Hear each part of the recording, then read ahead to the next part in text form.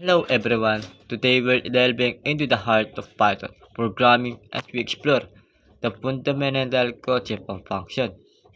In the Python ecosystem, functions serve as a powerful tools that not only simplify our code but also significantly contribute to its clarity, organization, and reusability.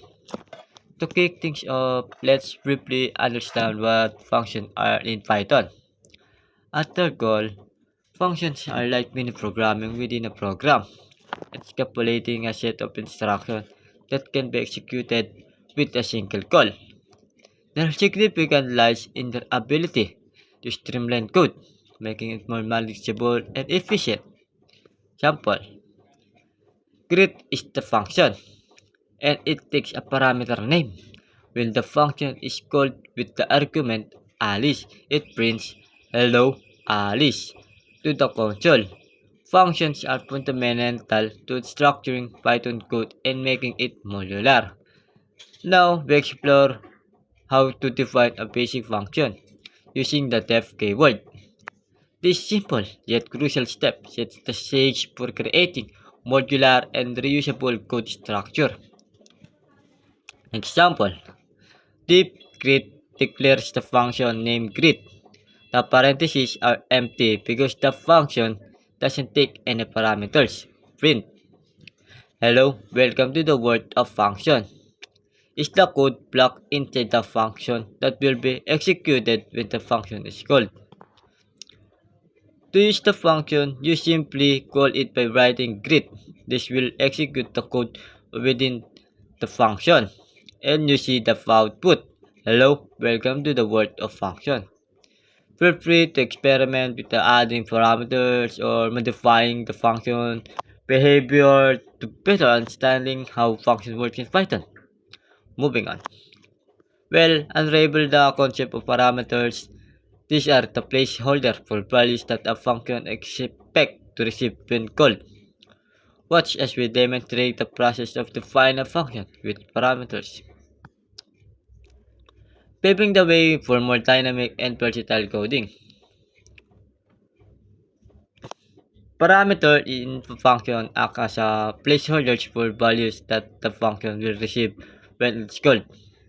They allow you to pass information into a function, making it more versatile and adaptable. Example, name is a parameter defined within the parentheses of the greet function. When you call the function with greet Alice, you are providing the actual value, which is Alice, for the name parameter. The function then uses this value to customize the output, resulting in the message Hello Alice. Parameters allow you to create more dynamic and reusable functions by accepting and different inputs based on the specific needs of program. There are two types of parameters in Python, which is positional parameters and keyword parameters. What is positional parameter? A positional parameter in Python is a parameter that is matched to an argument based on its position or order in the function call. This means that the value you pass during the function call are assigned to the parameters in the same order as they are defined in the function. A keyword parameter in Python is a parameter that is matched to an argument by explicitly specifying the parameter and name during the function call. This allows you to pass values to specific parameters by using the parameter name followed by an equal sign and the corresponding value. Ever wonder how function gracefully handle situation where certain values may be missing? That's where default values come into play. Well, we divide into setting default values of four parameters and illustrate how these features enhance the function adaptability.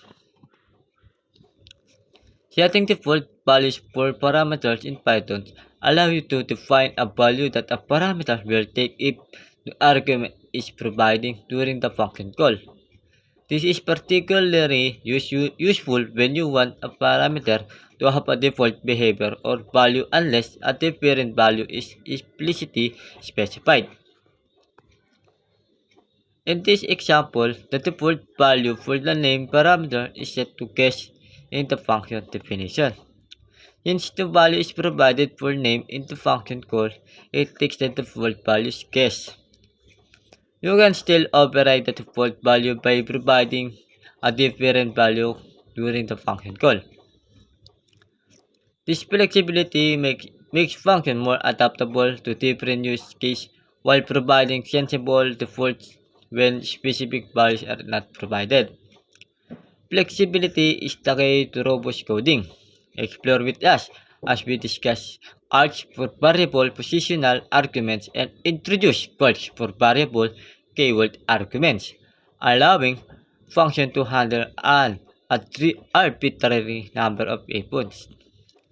In Python, you can use args and quotes to handle an arbitrary number of arguments in a function, providing flexibility when the number of input is not fixed. In Python, arg is used in function definition to allow a variable number of positional arguments. The term args is a convention, and it stands for arguments. Asterisk before args allow the function to accept any number of positional arguments, which are then collected into a tuple. Here, args allow the function to accept any number of positional arguments and it prints each argument in a loop. In Python, quote is used in function definition to allow a variable number of keyword arguments.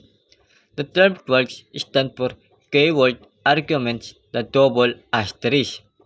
Before quotes allow the function to accept any number of keyword arguments which are then collected into dictionary. In this case, quotes allow the function to accept any number of keyword arguments and it prints each key value pair in the loop. This feature makes your function more versatile, allowing them to handle various scenarios where the number of arguments is not predetermined. Theory is essential, but practice solidifies understanding. We create a simple yet illustrative function together, highlighting the concept. Cover brace yourself as we call this function with a different set of arguments showing its versatility. That's all. Thank you.